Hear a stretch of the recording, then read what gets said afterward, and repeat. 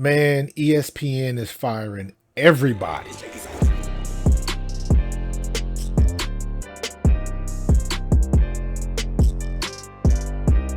Jeff Van Gundy, Jalen Rose, Max Kellerman, Keyshawn Johnson, Todd McShay, Matt Hasselbeck, Ashley Brewer, Susie Colbert, Steve Young, LaFonso Ellis, Jason Fritz, June Lee, Jordan Cornette, David Polak, Nick Friedel, Jay Williams. I know there's probably some other names maybe are not on this list. I heard some things from people about Stephen A. Smith and Kendrick Perkins wishing they would have got let go. But my comment to that was those guys are polarizing. Malika Andrews is another one. They are polarizing. That means whether you hate them or love them, you're going to tune in to see what they do next. They're not going anywhere. And this is very similar, in my opinion, to what happened with Toys R Us. Everybody remembers Toys R Us, Christmas time and in the summertime when birthdays hit, you went to Toys R Us so you could get your kids some toys. Now there's no more Toys R Us because Toys R Us was slow to get with the online thing. They were very, very slow because they were pretty much the kings of people walking into the store, the brick and mortar stores. That's where you went if you wanted the hot toy or the Tickle Me Elmo or whatever it was that was out at that particular time. You had to go to Toys R Us. But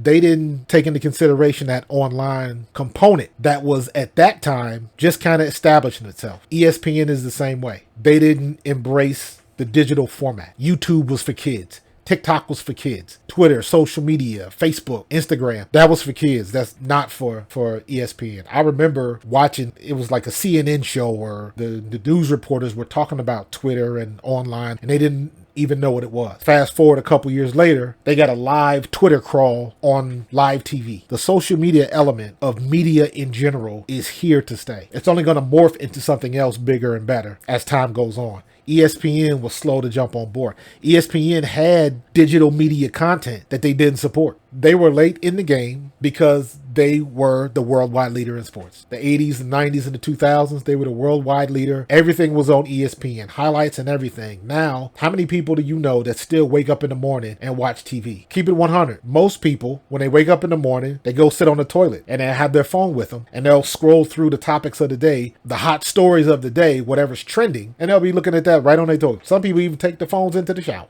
ESPN was late to the party and everything kind of passed them by, which is why they paid all that money to Pat McAfee to get him on board. The only thing Pat McAfee is changing on his show format, he's cutting out most of the cuss word, but his show is basically going to be the same thing. Craziness and all of the kind of stuff. So it'll be interesting to see if they change anything about the show that got them to that level of popularity. If you're looking at podcasts and digital media, you got Joe Rogan and then you got Pat McAfee. Those are the two big names and everybody is aspiring to get to that level.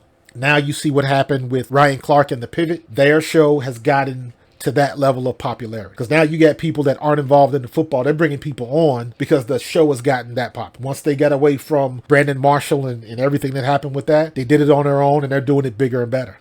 The YouTube space that we are in, that I am in, if you're watching this, you're in it too. That's where it is. It's never too late to get started. That's an encouragement to people like me who are still building their brand on this online thing and this YouTube medium. This is where everybody's going. Everybody that's getting laid off will probably have a YouTube podcast within the next month. They'd be silly not to. You look at Shannon Sharp, Club Shay Shay, the guys that are on the bus, they're ex-football players, NFL alumni that they run the podcast from a bus. It's a cool little setting. They always have good guests. Kelsey's podcast is the hottest thing going right now. So everybody's getting into this space. And it's funny how ESPN is kind of late to the game and the whole signing of Pat McAfee is them trying to make up for lost ground. And they're losing the ad revenue because nobody watches TV anymore. Nobody watches traditional cable or anything like that anymore. You got Apple TV, you got Hulu, you got Netflix, HBO Plus. So that's where you get your content because you can cherry pick what you want to watch. ESPN was just late to the game and now they're trying to play catch up. And in that, they had to let a lot of that money go. And they're letting good talent go. Susie Colbert's an OG with ESPN. When ESPN really started getting the foothold and they started getting into the X Games and stuff like that, Susie Colbert was one of the first ones with the X Game. Matter of fact, she was on the ESPN video game that had the X Game stuff in it. For them to get rid of that type of talent